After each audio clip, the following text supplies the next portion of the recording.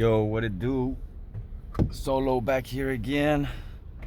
Today, I want to talk about a certain topic that I guess not too many people think about or really talk about, and that's on why do innocent people run? Now, I can tell you that there was a lot of times. Now, mind you, I grew up in the '90s when uh, Rampart uh, Rampart Police Station was the one that used to handle law enforcement around here. So like, they didn't have a they didn't have the greatest reputation. You can actually just Google Rampart uh, Police Department, and most likely the first thing you're gonna see is the whole planning evidence scandal. And to this day, there are still families that live in the neighborhood that that won a lawsuit against the police department, so that trust with law enforcement, it's also not there. That was like one generation that got messed up, that '90s generation.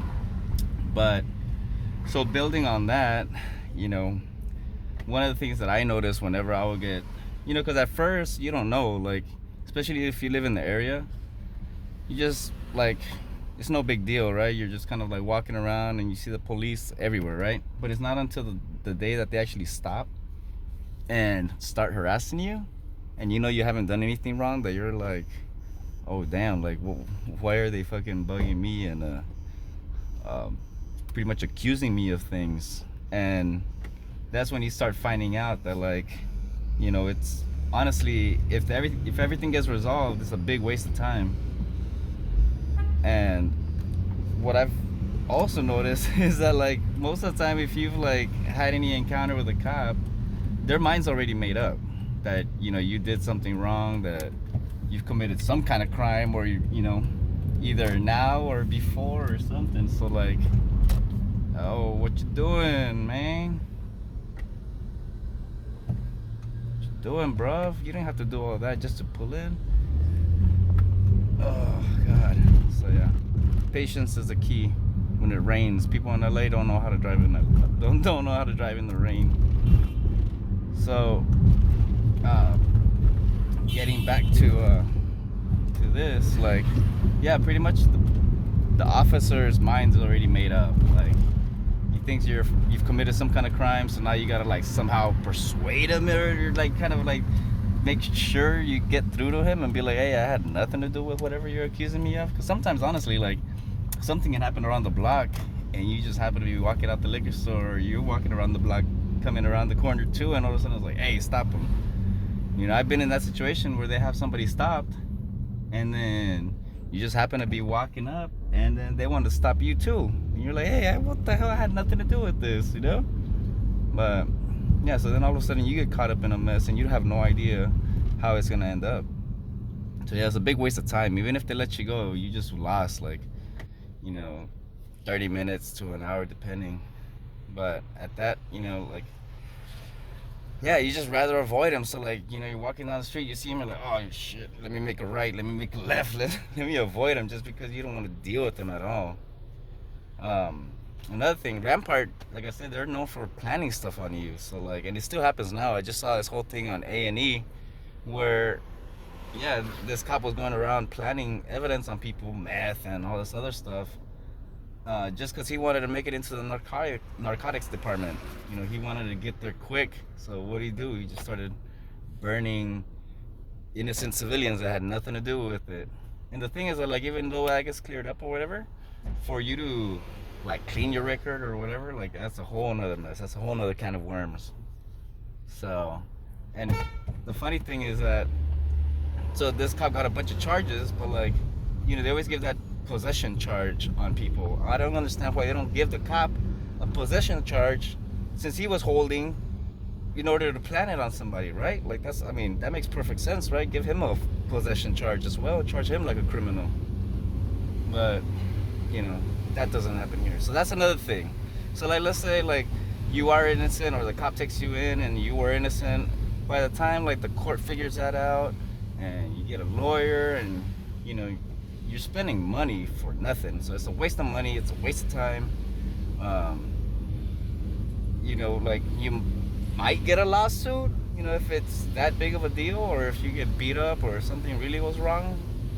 But it's at the end of the day, it's gonna be like, even nowadays, it's like 3-4 years later that things get solved. So like the cop still retains his job. He gets desk duty or whatever for that 1 week, that first week that it initially happened. But then after that, like, yeah, it's no bueno. See, there they go. And yeah, that's the thing. You saw, like, if you rewind it, you see that the way they look at you, and they have like this. It's funny because they dog you out just like they're gangsters too. They'll stare at you like you ain't shit. Like, hey, you're in the wrong hood. So like, there's this arrogance with cops too. To this day, like, they moved the station, but it's the same, fucking same rampart. Like, they're cut from the same fabric. And the other thing is, like, yeah, after that happens, like, by the time you clear your name, if it's like, it's always gonna be in there somewhere, even though you won or whatever. From what I've heard, I mean, I don't really think that it it disappears, completely goes away, like expunged. I mean, even I think an expunged record comes up unless, I don't know. I haven't had to deal with any of that stuff in a while. Somebody in the comments could probably comment on that. Probably knows a little bit better about that than I do. So this is like where they used to film colors, So like, the way I explain how I live, or where I live, is between where Colors took place and Mi Vida Loca. If you guys haven't seen any of those two movies, it's about the gang life in LA. And some things are like, played up Hollywood, but for the most part, it is somewhat accurate. Like, all of those characters that come out in there, like, somebody that mimics that character, even if they're not wanting to, but those people, like, or like I was saying, that look, there's that certain vibe of that certain person, that type of person, And another thing, like, I don't know, I understand that law enforcement is not an easy job, like, but that's like, we need to put trust into the people that are out here policing the community, right? But I know it's not easy. I know if I was a cop, no lie, I would probably pull myself over, like, just because I fit the profile. So that's another reason why, like, people try to avoid the cops. It's like, you fit the profile even though you haven't done anything. Like, now that I'm older and I know the law, I kind of welcome it, because like, if I'm wrongfully accused for something, then I'm either gonna end up dead or like with a lawsuit. But for back in the 90s, like, if they took you in or whatever, like, the most you had was probably a beeper, so you couldn't really call anybody unless, like, you made it to the station. You didn't know what the hell was gonna happen, or when you were gonna get that one phone call, right? So a lot of people back in the days, like, if the police were just driving down the street just like these guys, you would hide behind a car, or like just kind of give them the slip, and I've given the cops the slip plenty of times. But like, see, this area is hot right here, so they're always up and down this area. But like I said, the problem is that they just don't go and stop the right people at times. Sometimes they just go around trying to knock heads, and that's the wrong way of policing. If anything, you want to, like, befriend the community and have them tell you, like, hey, like, you want to have them be able to tell you, like, hey, look, these are the problem people over here, this guy is cool, or whatever.